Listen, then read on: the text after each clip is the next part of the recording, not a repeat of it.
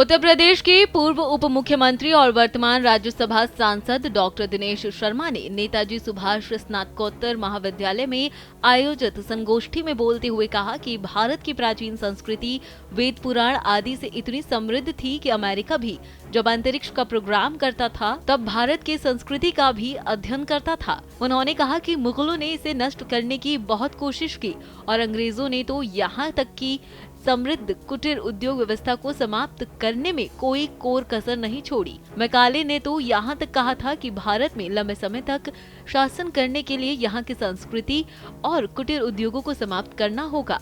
उन्होंने कहा कि भारत ने तरह तरह के प्रोग्राम किए किंतु उनका आधार वेद पुराण आदि ही थे।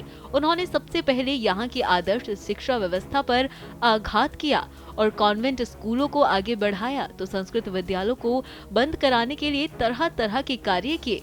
यही कार्य मुगलों ने भी किए। उन्होंने भारत के ग्रंथों को जलाया तथा तक्षशिला और नालंदा विश्वविद्यालयों के पुस्तकालयों के दुर्लभ ग्रंथों को जलाया, किंतु भारत के लोगों में इतनी विद्वता थी कि उन्होंने उसे कंठस्थ कर लिया था तथा बाद में उनका पुनर्लेखन कर लिया। डॉक्टर शर्मा ने रामायण के प्रसंगों को लेकर कहा कि रामचरितमानस में एक और भगवान की लीला का वर्णन है तो दूसरी ओर वो मानव के सद्व्यवहार के बारे में इंगित करता है।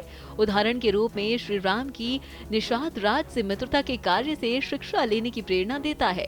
इसका धीरे धीरे इसलिए शरण हुआ कि जो भी आता था संपत्ति के साथ इस पर ही आक्रमण करता था। दक्षिण के मंदिर इतने समृद्ध रहे कि उन्होंने कई विद्यालय और महाविद्यालय और चिकित्सालय चलाए। गांवों में ब्राह्मण वैद्य भी होता था जो दवा देने के साथ ही गांव के झगड़ों को समाप्त कराने का भी काम करता था। वो समाज को जोड़ने का काम करता था, वहीं कर्मकांड भी करता था। शादी विवाह के अवसर पर समाज की विभिन्न जातियों को किसी न किसी कार्य के लिए जोड़ता था। अध्ययन अध्यापन भी करता था, जहां 50% खर्च मंदिरों की आय से आता था। अंग्रेजों के आने के बाद भारत में महिलाओं की सक्रियता पर कमी आई। महादेवी वर्मा जैसी कवयित्रियों ने समाज को दिशा देने और नारी सशक्तिकरण का काम किया। उन्होंने व्यंग्य में कहा भी कि नारी जीवन है, तेरी यही कहानी, आंचल में है दूध और आंखों में है पानी।